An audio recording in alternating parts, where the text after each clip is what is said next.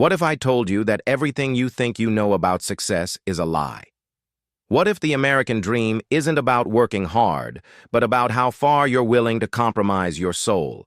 My name is Michael Harrison, and 3 years ago, I was worth $50 million. Today, I'm standing in a one-bedroom apartment in Queens, but I've never been richer. This is the story of how I sold my soul for money, and what it truly cost me. The glass towers of Manhattan stretched endlessly into the gray October sky as I stepped out of my black Mercedes onto Park Avenue. Despite progress in corporate America over the last decade, the brutal reality remained unchanged. In this world of power suits and corner offices, women were still not equal at work, and neither were the poor, the different, or anyone who didn't fit the mold. But I had made it. Michael Harrison, son of a mechanic from Detroit, now senior vice president at Hartwell & Associates, one of the most prestigious consulting firms in America. My Italian leather shoes clicked against the marble floor as I walked through the lobby, past the security guards who nodded respectfully. Everyone knew me here. I was the success story, the one who had climbed from nothing to everything in just 8 years. The elevator whisked me to the 37th floor, where my corner office waited with its breathtaking view of Central Park. "Good morning, Mr. Harrison," my assistant Jennifer chirped as I passed her desk. She was fresh out of Columbia, bright-eyed and eager, just like I had been once upon a time. "Your 10 o'clock with the Pemberton Group has been moved to 10:30, and Mr. Hartwell wants to see you before the board meeting." I nodded, barely looking at her as I entered my office. The mahogany desk, the leather chairs, the awards lining the walls, all symbols of a life I had built on a foundation I was only beginning to question. My laptop showed an email that made my stomach tighten. Q3 results, record profits through strategic downsizing. We had just laid off 300 people across 5 companies, and our commission was going to be enormous. Charles Hartwell III knocked on my door at 9:45 sharp. He was everything I had aspired to be: old money, Ivy League educated, with connections that opened doors I didn't even know existed. At 62, he still commanded every room he entered. "Michael, my boy," he said, settling into the chair across from my desk. "Outstanding work on the Morrison Industries account. 18% cost reduction in 6 months. That's the kind of efficiency that sets us apart from the competition." "Thank you, sir," I replied, but the words felt hollow. Morrison Industries. I remembered the faces of the workers when I had presented the downsizing plan to their board. Single mothers, men nearing retirement, young people just starting their careers, all deemed redundant in my spreadsheets. "I have some exciting news," Charles continued, his pale blue eyes gleaming. "The partnership committee met yesterday. We're offering you a full partnership, Michael. Congratulations." My heart should have soared. Partnership at Hartwell meant joining an exclusive club of 12 individuals who controlled one of the most powerful firms on Wall Street. It meant my name on the letterhead, a guaranteed income of at least $10 million per year, and access to deals that shaped entire industries. "That's incredible, sir." "Thank you. There's just one small matter we need to discuss," Charles said, his tone shifting slightly. "The Riverside Community Development Project. Are you familiar with it?" I was. Riverside was a working-class neighborhood in Brooklyn, home to about 15,000 people, mostly immigrants and their families. The city was considering a development project that would transform it into luxury condominiums and high-end retail spaces. Thousands would be displaced, but the profits would be astronomical. "I need you to prepare a community impact assessment," Charles explained. "The kind that shows minimal disruption, maximum economic benefit. You understand what I'm asking?" I did understand. He wanted me to write a report that would essentially lie about the devastating impact this project would have on the community. Families who had lived there for generations would lose their homes, small businesses would be destroyed, and an entire culture would be erased. All so that wealthy investors could add another 0 to their portfolios. "Of course, sir. When do you need it?" 2 weeks. "And Michael?" He stood up and straightened his tie. This is what separates the partners from the employees. Sometimes we have to make difficult decisions for the greater good of business. After he left, I sat alone in my office for a long time, staring out at the city that had given me everything I thought I wanted. According to recent studies, nearly 54% of the rise in inflation was directly attributable to the astronomical increase in corporate profit margins. We were part of that machine, creating wealth for the few at the expense of the many. My phone buzzed with a text from my wife, Rebecca. "Don't forget dinner with Mom tonight. She's flying in from Phoenix." Rebecca came from the same world as Charles. Generational wealth, private schools, connections that made things happen. When we met 5 years ago at a charity gala, I thought I had found my perfect partner. Beautiful, intelligent, sophisticated. But lately, I wondered if she loved me or the lifestyle I could provide. I picked up the Riverside file and began reading. The neighborhood had a rich history. It had been built by Italian immigrants in the 1920s, later becoming home to Puerto Rican families in the 60s, and now housed a diverse community of newcomers from all over the world.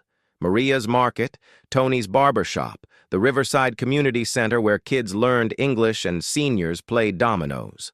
All of it would disappear. But as I read deeper into the financial projections, I saw numbers that made my pulse quicken.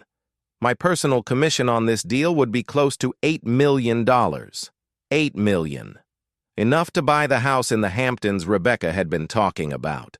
Enough to join the yacht club, send our future children to the best private schools, secure our place in the upper echelons of society. I opened my laptop and began to type. Community Impact Assessment, Riverside Development Project. My fingers hesitated over the keyboard. In that moment, I faced a choice that would define not just my career, but my soul. I could write the truth and likely lose everything I had worked for, or I could craft the lie that would make me rich beyond my wildest dreams. The cursor blinked on the empty page as the sun set over Manhattan, casting long shadows across my office. Outside, 8 million people went about their lives, most of them struggling to pay rent, to put food on the table, to give their children a better future than they had. And here I sat, contemplating how to take that hope away from 15,000 of them. I thought about my father, working 12-hour shifts at the auto plant, his hands permanently stained with grease and oil. He had sacrificed everything so I could have opportunities he never did. "Remember where you come from, son," he had told me when I left for Harvard Business School. "Don't let success change who you are inside." But success had changed me. It had given me a taste of power, of influence, of the intoxicating feeling that comes with being important, and now it was asking me to choose between my conscience and my dreams. As the city lights twinkled to life below, I made my choice. I began to write the report that would seal the fate of Riverside, and my own. 2 weeks later, I stood before the city planning committee in a sterile conference room in Lower Manhattan, my crisp white shirt concealing the sweat that had been gathering since I woke up that morning.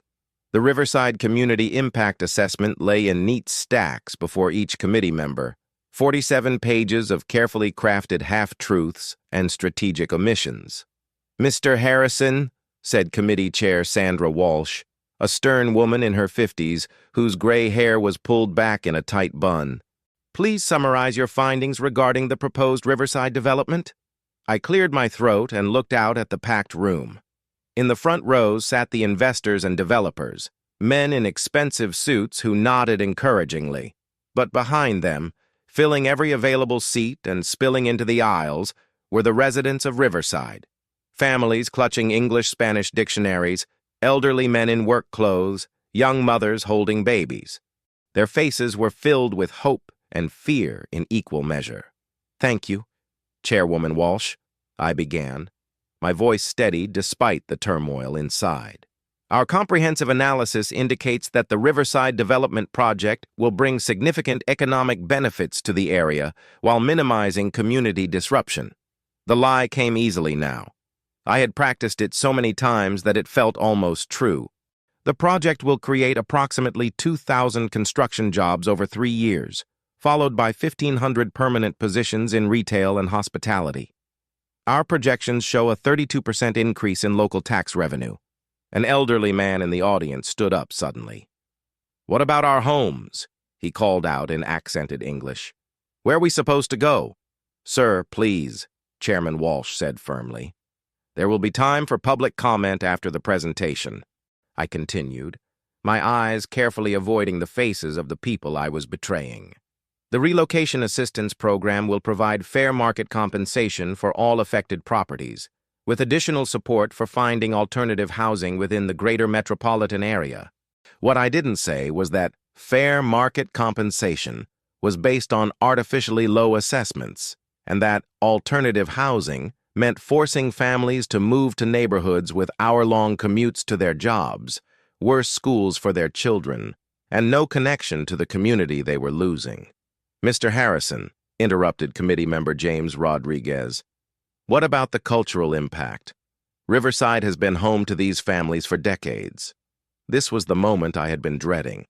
I looked down at my notes, words I had written but never really believed.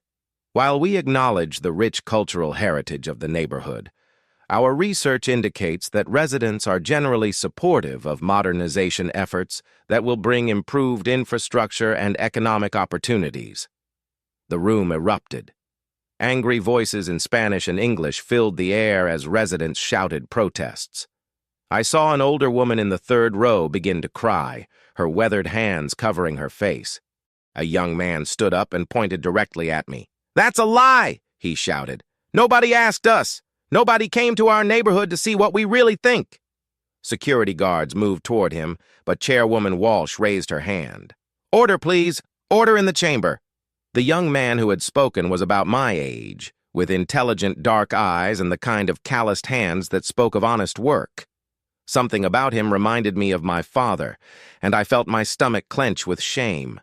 After the hearing, I sat in my car in the parking lot for 20 minutes, unable to start the engine. My phone buzzed with congratulatory texts from Charles and the other partners. "Masterful presentation," one read. "You've secured our biggest deal of the year," said another. That evening, Rebecca and I attended a cocktail party at the home of one of her college friends, a venture capitalist named Stephanie, who lived in a penthouse overlooking the Hudson River. The apartment was filled with beautiful people drinking expensive wine and discussing their latest acquisitions: art, real estate, businesses. "Michael was brilliant today," Rebecca told a small group of guests, her hand resting possessively on my arm. "He just closed a deal that's going to make us very wealthy." "How wealthy are we talking?" asked Stephanie's husband, a hedge fund manager whose wife's jewelry probably cost more than most people's houses. "Let's just say we'll be looking at properties in the Hamptons very soon," Rebecca replied, beaming. I excused myself and stepped out onto the terrace, where the city stretched out below like a glittering constellation. But instead of beauty, all I could see were the faces from the hearing: the old woman crying, the young man's accusation, the desperate hope in the eyes of people who were about to lose everything. My phone rang. The caller ID showed a number I didn't recognize. "Mr. Harrison?" The voice was young, nervous. "This is David Martinez. I was at the hearing today. I'm the one who spoke up. How did you get this number?" "I'm a community organizer. I also work part-time as a paralegal. I'm calling because I've been researching your report, and I think there are some serious discrepancies." My blood ran cold. "I'm not sure what you mean." "The employment figures, the housing market analysis, the community survey data, none of it matches what I'm seeing in the actual neighborhood." "Mr. Harrison, did anyone from your firm ever actually visit Riverside?" The question hung in the air like an accusation. The truth was, I had driven through the neighborhood once, spending maybe 30 minutes walking around with my laptop and camera. Everything else had been pulled from census data, economic projections, and demographic studies. "Mr. Martinez, I can assure you that our methodology was thorough and professional." "Mr. Harrison," his voice was quiet now, almost pleading. "My grandmother has lived in the same apartment for 43 years. She raised 5 children there, all of whom became productive members of society. Teachers, nurses, small business owners. That apartment is rent stabilized at $800 a month. Even with your relocation assistance, she'll never find anything she can afford in New York City. She'll have to move to Pennsylvania to live with my cousin, away from her church, her friends, her entire life. How is that minimally disruptive? I closed my eyes, feeling the weight of his words. I understand this is difficult, but sometimes change is necessary for economic progress. Economic progress for who? His voice cracked slightly. For the people who already have more money than they can spend in a lifetime? What about progress for my grandmother? For the single mother working 2 jobs to support her kids? For the small business owners who've been serving this community for 20 years? I didn't have an answer. Or rather, I had the answer Charles Hartwell had taught me, but suddenly it felt like ash in my mouth. Mr. Martinez, I have to go. Mr. Harrison, wait. Please, just visit the neighborhood again. Really visit it. Talk to the people. See what you're taking away. If you still think this project is right after that, then I don't know. But please, just look. He hung up before I could respond. I stood on the terrace for a long time, the city lights blurring as my eyes filled with tears I hadn't expected. Inside the party, Rebecca's laugh rang out above the conversation, bright and carefree. She was already planning our new life. The house in the Hamptons, the charity boards she'd join, the social circles we'd enter. But all I could think about was David Martinez's grandmother, and how she would pack up 43 years of memories because I had chosen money over truth. When we got home that night, Rebecca poured herself another glass of wine and settled onto our designer sofa, scrolling through real estate listings on her tablet. "Look at this one," she said, turning the screen toward me. $12 million, but it's right on the water. We could have our own dock. Rebecca, I said quietly, sitting down beside her. What if I told you I was having second thoughts about the Riverside project? She looked at me as if I had suddenly started speaking a foreign language. Second thoughts about what? The biggest deal of your career? Michael, this partnership is everything we've worked for. But what if the cost is too high? The cost? She set down her tablet and stared at me. Michael, we're talking about securing our future, our children's future. This is what success looks like. The American dream had become broken. Social mobility had declined, and wages had stagnated, creating a generation expected to be poorer than their parents. But we were on the other side of that equation now. We were the ones who would benefit from others' losses. I keep thinking about the people who live there, I said. What happens to them? Rebecca's expression hardened. Michael, you can't save everyone. That's not your responsibility. Your responsibility is to us, to our family, to the life we're building together. She was right, in a way. I had climbed out of poverty, earned my place at the table, and now I was being offered a seat at the head of it. Wasn't this what my father had worked so hard to give me the chance to achieve? But as I lay in bed that night, listening to Rebecca's peaceful breathing beside me, I couldn't stop thinking about David Martinez's question. Economic progress for who? I had spent my entire adult life believing that success meant accumulating wealth and power, that making it to the top justified whatever it took to get there. But somewhere in the climb, I had lost sight of the view from the bottom, forgotten what it felt like to be one of the people whose dreams got sacrificed for someone else's profit margins.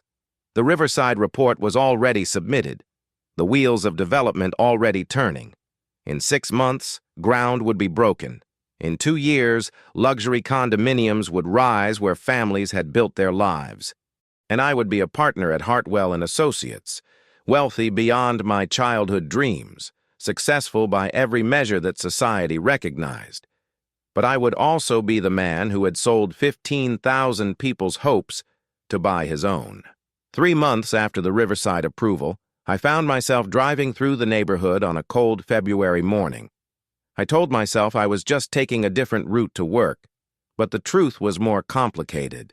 David Martinez's words had been echoing in my head for weeks, and I needed to see the place I had helped condemn one more time before the demolition began. The contrast between this neighborhood and the glittering towers of Manhattan was stark. Here, children walked to school past bodegas with hand-painted signs. Elderly men gathered outside Tony's barber shop despite the cold, and women pushed strollers while chatting in Spanish and Arabic. This wasn't urban decay. This was a living, breathing community. I parked my Mercedes near Maria's Market, feeling conspicuous in my $1,000 suit. Through the window, I could see an older Latina woman, Maria, presumably, arranging fresh produce while a young girl helped her stock shelves. A sign in the window read, "Se habla español, al arabia, English, everyone welcome." You lost, mister. I turned to see David Martinez approaching, carrying a cup of coffee from the small cafe next door. Up close, he looked younger than I had expected, maybe 28 or 30, with kind eyes that seemed to see right through my expensive exterior. "Mr. Martinez," I said, extending my hand. "I'm Michael Harrison." He shook my hand, but his expression remained guarded. "I know who you are. Question is, what are you doing here?" I wanted to see the neighborhood again, to really see it this time. He studied my face for a long moment, as if trying to determine whether I was sincere or just conducting another superficial assessment. "You want to see it? Really see it?" I nodded. "Then come with me." For the next 2 hours, David took me on a tour I would never forget. We started at the community center, a converted warehouse where ESL classes were in session in one room while seniors played dominoes in another. In the back, a group of teenagers worked on computers that had seen better days, typing college applications and job resumes. "This is Mrs. Chen," David said, introducing me to a woman in her 60s who was teaching English to a group of new immigrants. "She's a retired professor who volunteers here 20 hours a week." Mrs. Chen smiled warmly as she shook my hand. "These students," she said, gesturing to her class, "they work so hard. Day jobs, night jobs, but they come here because they know education is the key to their children's future." We visited the small library run by volunteers, where story time was just ending and children were reluctantly returning picture books.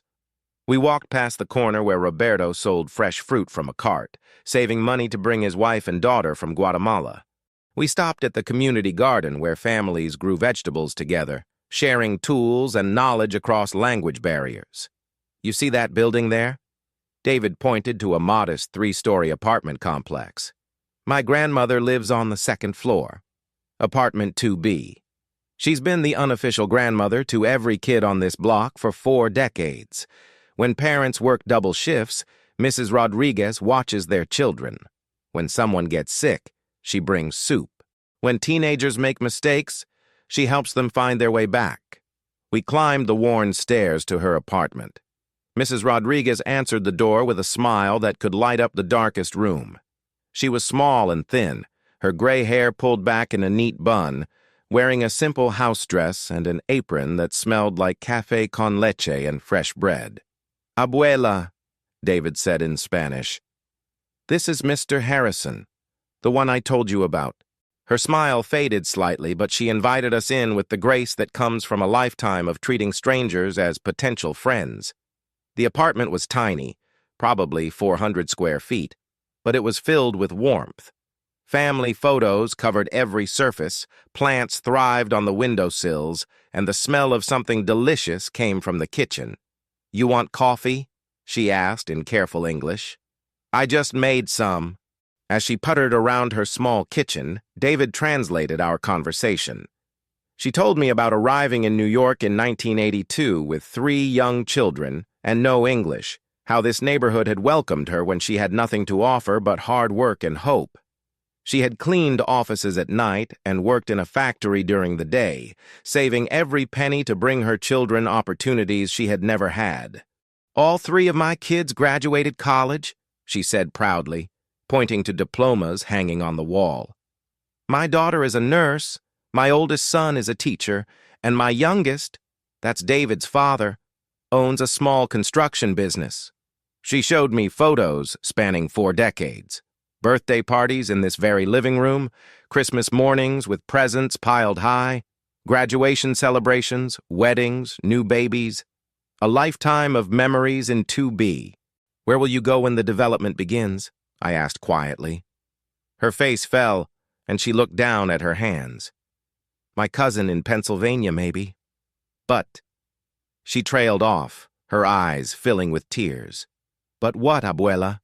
David prompted gently. "This is my home," she whispered. "These people, they are my family. My church is here. My doctor who speaks Spanish is here. The market where they know I like my cafe strong and my bread fresh is here. In Pennsylvania, I will just be an old woman waiting to die." I felt something break inside my chest. This wasn't just about real estate development or economic progress. This was about erasing a woman who had built her entire world in 400 square feet of rent-stabilized apartment. After we left Mrs. Rodriguez's apartment, David walked me to the small park at the center of the neighborhood. It wasn't much: a few benches, a small playground with equipment that needed maintenance, some trees that provided shade in the summer. But it was full of life.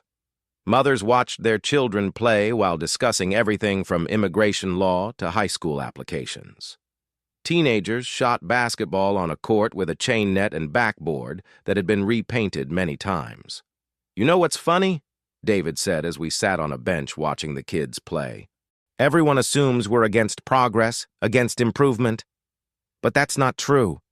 We want better schools, safer streets, more opportunities for our kids.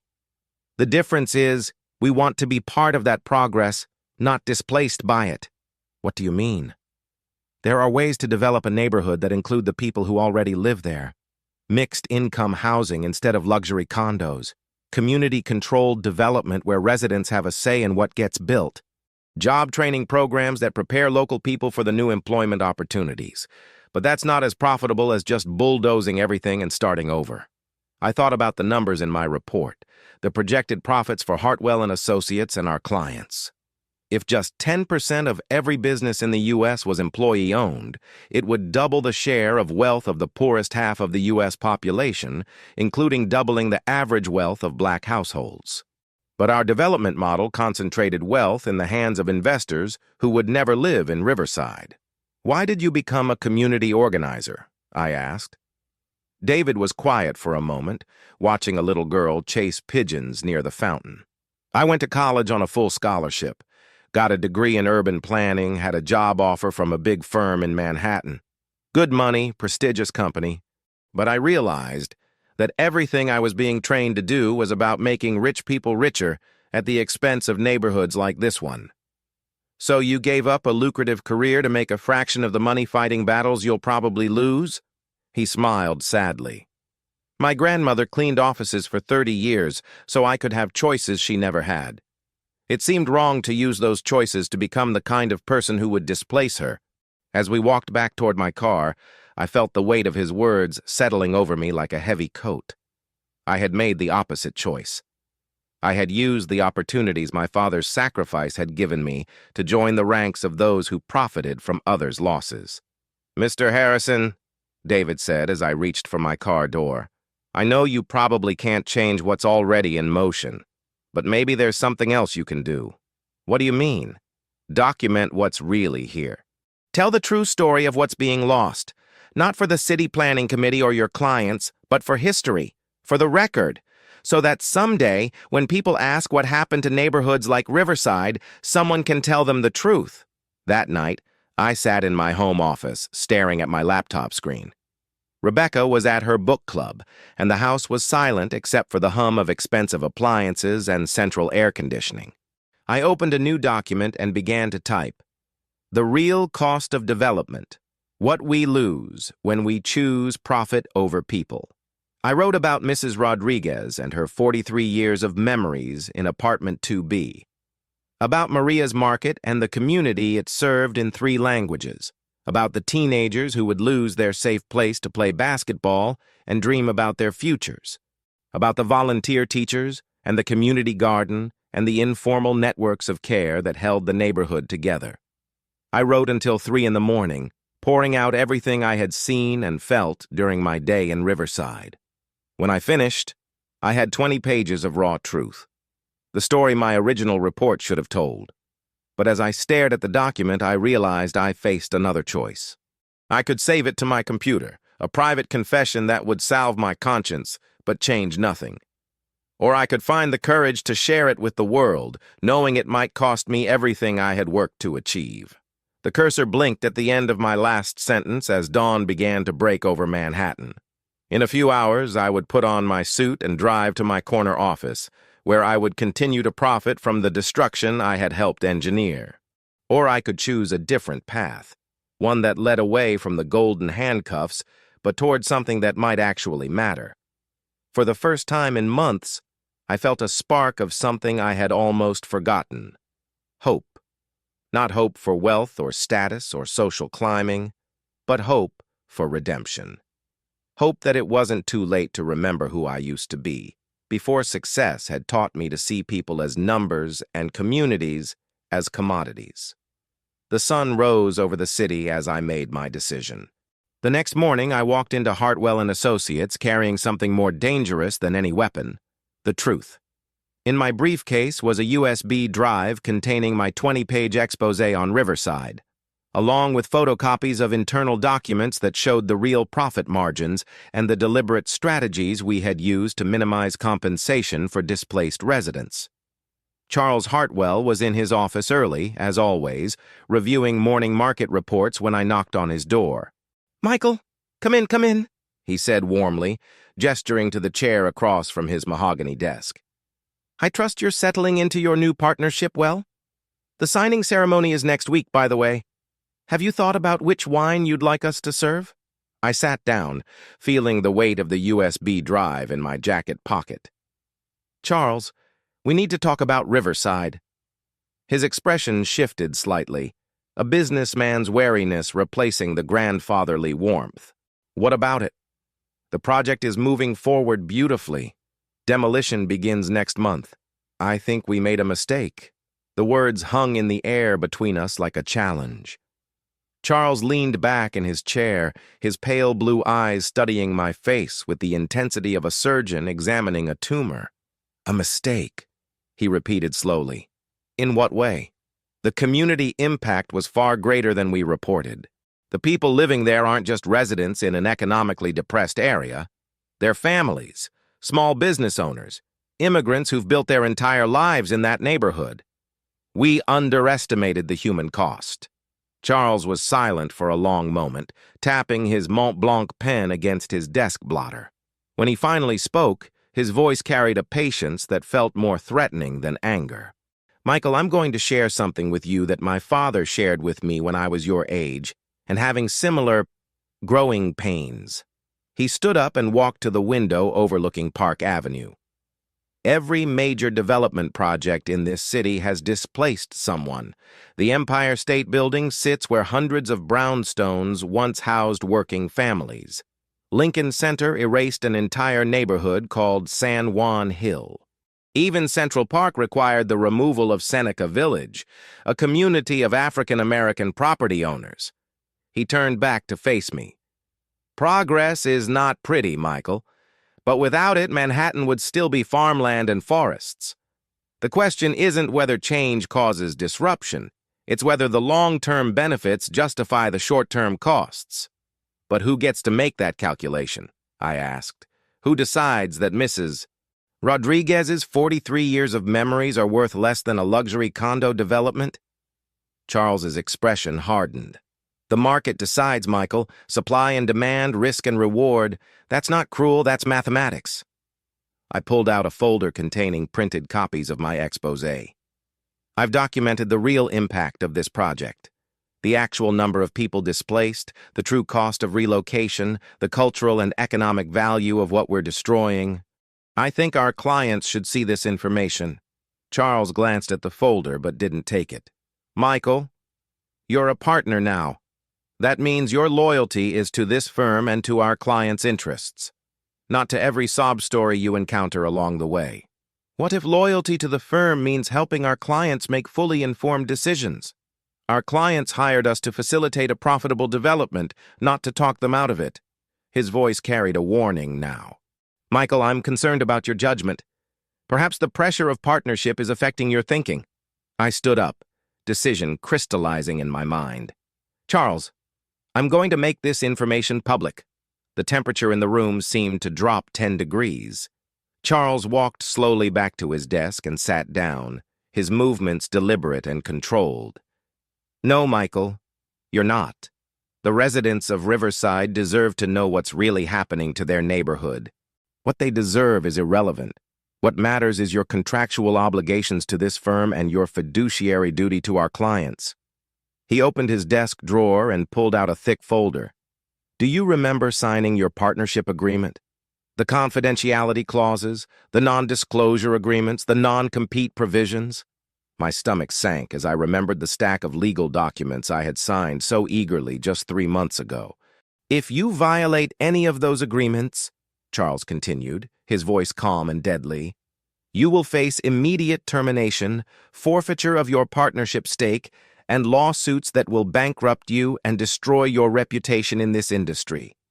You will never work in corporate consulting again, and I will personally ensure that no major firm in Manhattan will hire you for any position above janitor. Corporate executives continued to line their pockets with workers' labor and ensure the rules were written to favor them, while corporate greed grew unchecked and the interests of the rich and powerful dictated policies with profound effects on working families. I was seeing the machine from the inside now, understanding how power protected itself. Furthermore, Charles added, pulling out another document, Rebecca's family has significant investments with our clients. Her father's real estate portfolio, her mother's trust fund, her brother's hedge fund, all tied to the financial networks we serve. Destroying your career won't just hurt you, Michael. It will impact everyone you care about. The threat was elegant in its completeness. They had bought not just my labor, but my silence, my compliance, my soul. The golden handcuffs weren't just financial. They were social, familial, inescapable. I need some time to think, I said quietly. Of course. Take the day. But remember, Michael, you've worked too hard to throw it all away over misplaced sentimentality. I left his office feeling like I was walking through quicksand. Every step toward my own office seemed to drag me deeper into complicity. Jennifer, my assistant, smiled brightly as I passed her desk. Mr. Harrison, your wife called. She wanted to remind you about the real estate appointment this afternoon. The house in the Hamptons? Cancel it, I said. Sir? Cancel the appointment. I closed my office door and sat at my desk, staring out at the city that had given me everything and demanded everything in return. My computer chimed with an email from Rebecca.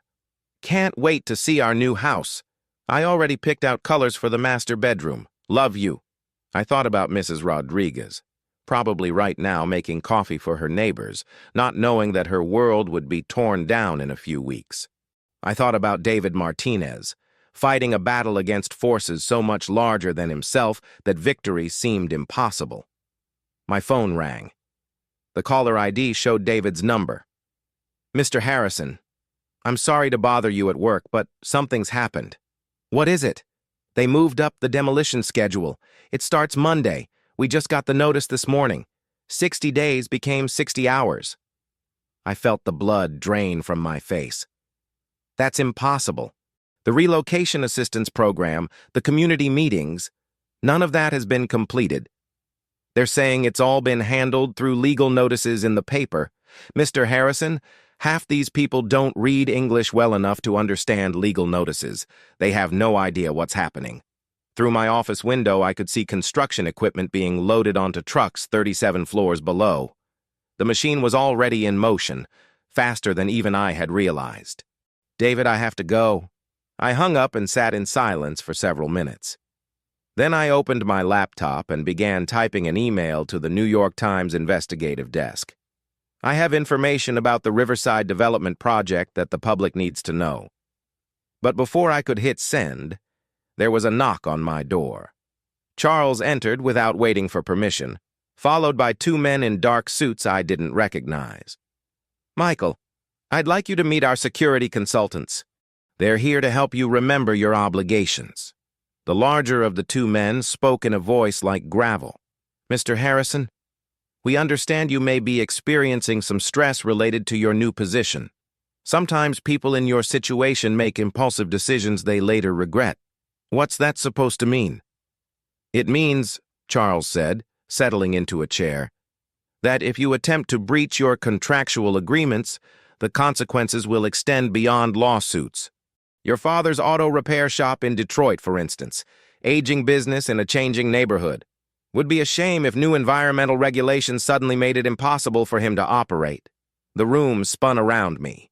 They had researched my family, identified pressure points, prepared for this moment. The tentacles of their influence reached everywhere, touching everyone I loved. "You can't be serious."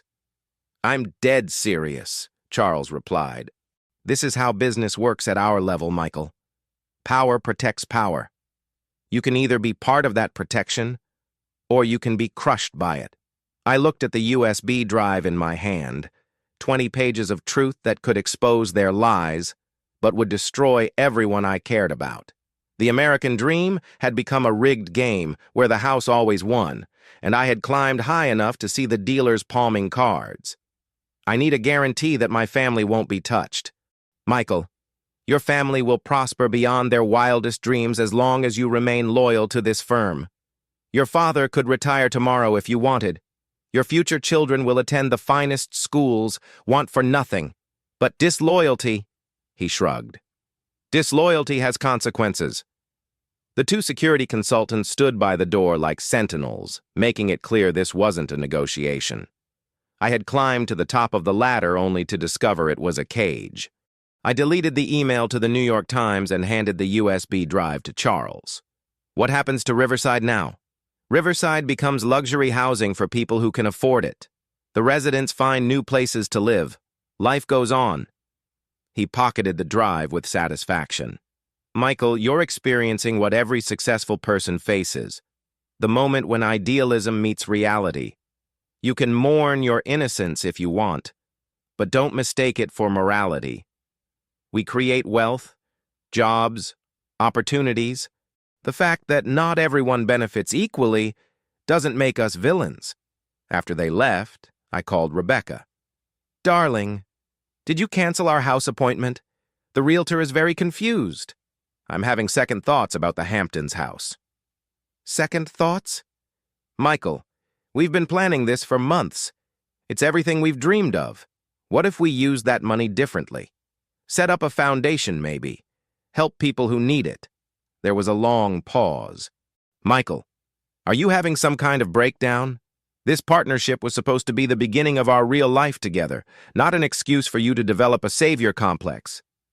"Rebecca, what if I told you I was thinking of leaving Hartwell?" "Leaving?" Her voice rose an octave. "Michael, you can't be serious. Leave to go where? Do what?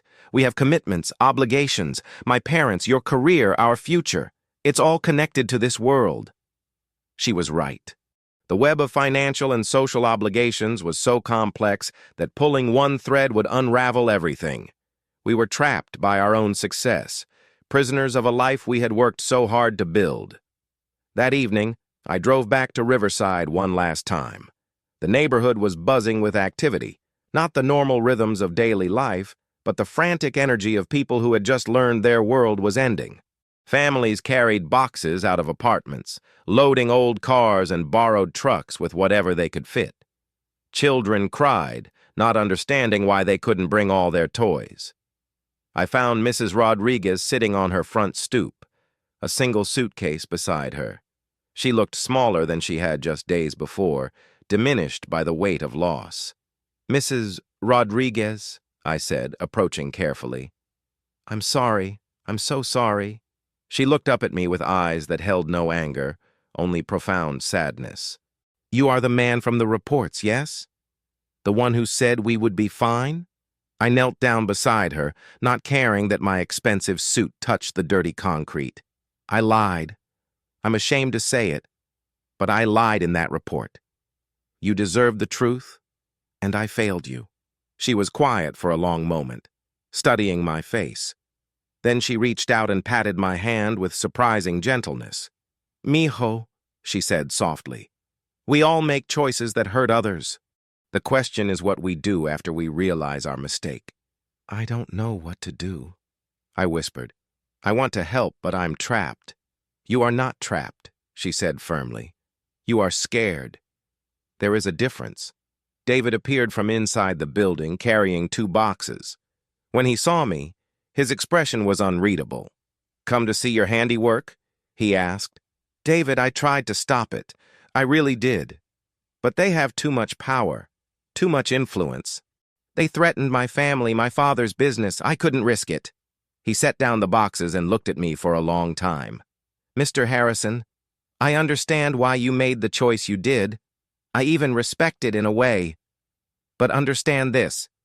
Your fear, your comfort, your family's security, it all came at the cost of our community.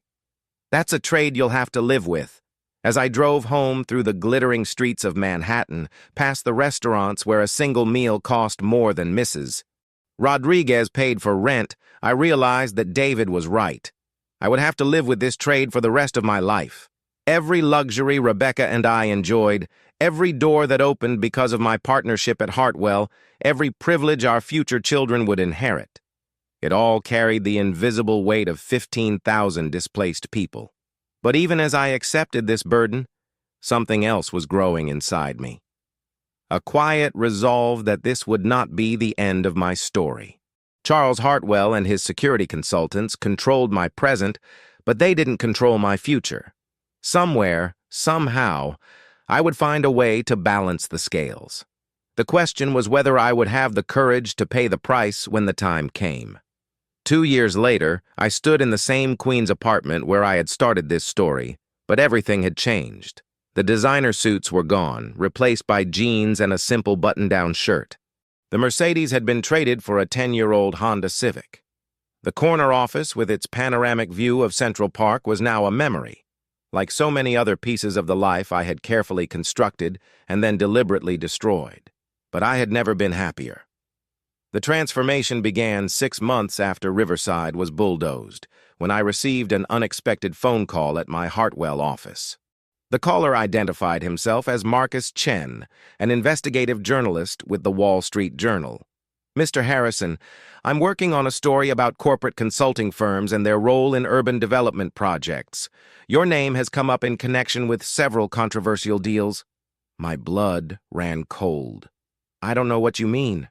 I have documents suggesting that impact assessments for projects like Riverside may have been deliberately misleading. Sources who claim that community displacement was far more extensive than reported. Someone had talked. Someone had leaked information about not just Riverside, but other projects Hartwell had handled the same way, a pattern of deception that went back years. Mr. Harrison, would you be willing to go on the record about your work on these projects? I looked around my office, the mahogany desk, the awards on the walls, the symbols of everything I had achieved. Through the window, I could see the gleaming towers of Manhattan, each one representing billions of dollars and thousands of compromised decisions. Mr. Chen, I'll call you back. I hung up and sat in silence, knowing that I faced the choice I had been avoiding for 6 months. I could deny everything, hide behind legal agreements and corporate protection, continue living the life of wealth and privilege that partnership had provided. Or I could tell the truth and face the consequences. I thought about Mrs. Rodriguez, who had sent me a Christmas card from Pennsylvania with a note. Mijo, I pray that God helps you find peace with your choices. I thought about David Martinez, whose last words to me had been, your fear came at the cost of our community. But mostly I thought about my father, who had worked his entire life with integrity, who had taught me that a man's worth wasn't measured by his bank account, but by his character. He was 73 now, still running his auto shop because he loved the work, not because he needed the money. When I told him about my promotion to partner, he had been proud but not impressed. Just remember where you come from, son, he had said, the same words he'd given me when I left for Harvard. I picked up the phone and called Marcus Chen back. Mr. Chen, I'd like to tell you about the Riverside Development Project. But first, I need to make some calls. The first call was to Rebecca. She was at a charity luncheon in the Hamptons house we had finally bought, surrounded by the social circle she had worked so hard to join. Michael, darling, I'm in the middle of hosting. Can this wait? Rebecca, I need to tell you something important. I'm going to be interviewed by the Wall Street Journal about my work at Hartwell. The line went quiet, except for the sound of polite conversation and clinking glasses in the background. What kind of interview? Her voice was tight with concern. The kind that will probably end my career. Michael, whatever this is about, we can handle it. Daddy knows lawyers, people who specialize in crisis management. You don't have to... I'm going to tell the truth, Rebecca, about Riverside, about the other projects, about everything. Another long silence. Then, in a voice I had never heard from her before, Michael, if you do this, you'll destroy us. Not just your career, but our life, our standing, everything we've built together. I know. Do you? Her voice cracked. Do you really understand what you're throwing away? The house, the clubs, our friends, our future children's schools and opportunities? You're willing to sacrifice all of that for people who don't even know your name? I looked out my office window at the city spreading below, millions of people living their lives, most of them struggling to pay rent and put food on the table, while a few of us lived in towers above the clouds. Yes, I said simply. I am. Then you're not the man I married. She was right about that. The man she had married was someone who believed success justified any compromise, who thought wealth was worth any price. That man had died somewhere between Mrs. Rodriguez's living room and David Martinez's accusation that my fear had cost their community. The second call was to Charles Hartwell. He listened to my explanation with the patient attention of a doctor receiving a terminal diagnosis. Michael, I'm disappointed but not surprised. I had hoped you would mature past this phase, but clearly you lack the emotional intelligence required for leadership at our level. Charles, the Journal is going to run the story with or without my cooperation. At least this way I can tell the complete truth. The complete truth, he repeated with amusement. Michael, you have no idea what the complete truth would do to this industry, to the economy, to the political systems that depend on development projects like Riverside. You think you're being heroic, but you're actually being incredibly naive. Maybe naive is what the world needs more of. What the world needs is people who understand how things actually work. But you've made your choice, and now you'll face the consequences. The story ran on a Friday morning with the headline, Consultants for Hire, How Corporate Firms Manipulate Community Impact Studies. My name appeared in the third paragraph, along with detailed quotes about the Riverside project and internal documents that exposed the systematic deception. By noon, my career at Hartwell and Associates was over. By evening, Rebecca had moved back to her parents' house, taking our marriage with her. By the end of the week, I was facing lawsuits from 3 different directions and legal bills that would bankrupt me within months. But something unexpected happened as the story spread. People responded. Not just residents of displaced communities, but urban planners, social workers, city council members, and ordinary citizens who were tired of watching neighborhoods disappear to serve corporate profits. The story sparked congressional hearings on development fraud, new regulations on community impact assessments, and a national conversation about whom economic growth actually serves. David Martinez called me 2 weeks after the article ran. Mr. Harrison, I saw the Journal story. I wanted to thank you. Thank me? David, my testimony won't bring back Riverside. No, but it might save the next Riverside. The City Council just passed new regulations requiring genuine community input on all development projects. They're calling it the Rodriguez Rule, after my grandmother. I felt something ease in my chest, a weight I had been carrying for 2 years finally beginning to lift. David, I need to ask you something. How did the Journal get those documents? He was quiet for a moment. My cousin works nights cleaning offices in Manhattan. She's been photocopying corporate documents for months, building a case against development fraud. When she read about Riverside, she contacted the Journal. Corporate America's own cleaning staff had brought down their schemes. The people they had tried to make invisible had found a way to be seen. 6 months later, I was working as a community development coordinator for a nonprofit that helped neighborhoods organize against predatory development. The work paid a fraction of what I had earned at Hartwell, and I lived in a studio apartment in Brooklyn instead of a penthouse in Manhattan. But every morning I woke up able to look at myself in the mirror. The legal battles dragged on for another year, but public pressure had shifted the tide. The city established a fund to help displaced Riverside residents, and several class-action lawsuits resulted in settlements that provided real compensation for lost homes and businesses. It wasn't enough to undo the damage, but it was something.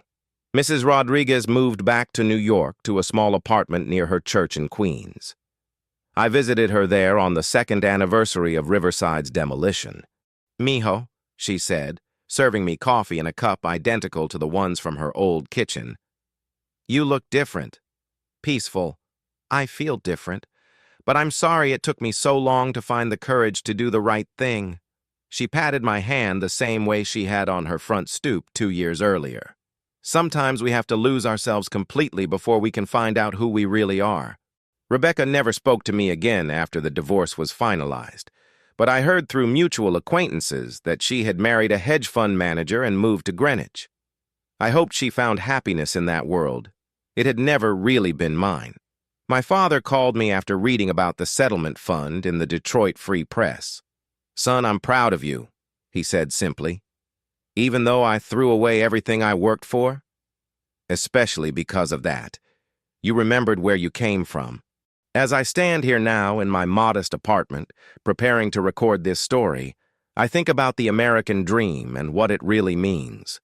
For most of my adult life, I believed it meant climbing as high as possible, accumulating as much wealth as possible, joining the exclusive clubs that separate the winners from everyone else.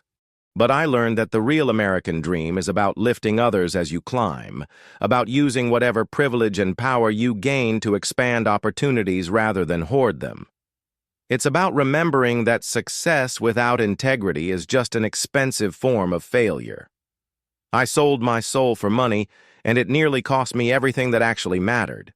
But souls, unlike luxury condominiums, can sometimes be bought back.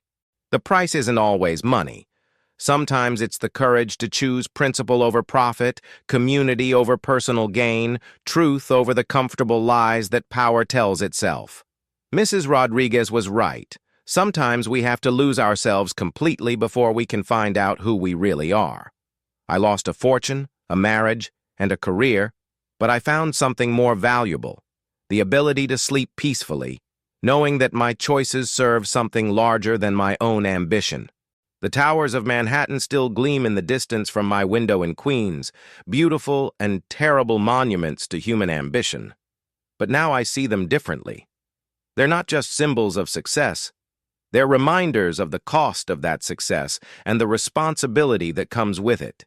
If you're watching this story and climbing your own ladder toward wealth and power, remember that every rung you ascend gives you a choice. You can use your position to pull the ladder up behind you, or you can extend it down to help others climb. The first choice leads to wealth without meaning. The second leads to something richer than money, a life you can be proud of. The American dream isn't dead, but it needs to be redefined. Not as the pursuit of individual wealth at any cost, but as the creation of a society where everyone has the opportunity to build a meaningful life, where success is measured not just by what you accumulate, but by what you contribute, where the true measure of a person isn't their net worth, but their moral worth. I sold my soul for success, but I bought it back with the truth, and that, more than any partnership or portfolio, is worth more than all the money in the world. If this story resonates with you, if it makes you think about your own choices and values, please leave a comment below. Share your own experiences with the cost of success, or tell us about someone you know who chose principle over profit. Like this video if it moved you, and subscribe to our channel for more stories about the hidden costs of the American dream. Your engagement helps us reach more people with these important stories and reminds us all that we're not alone in wrestling with these difficult choices.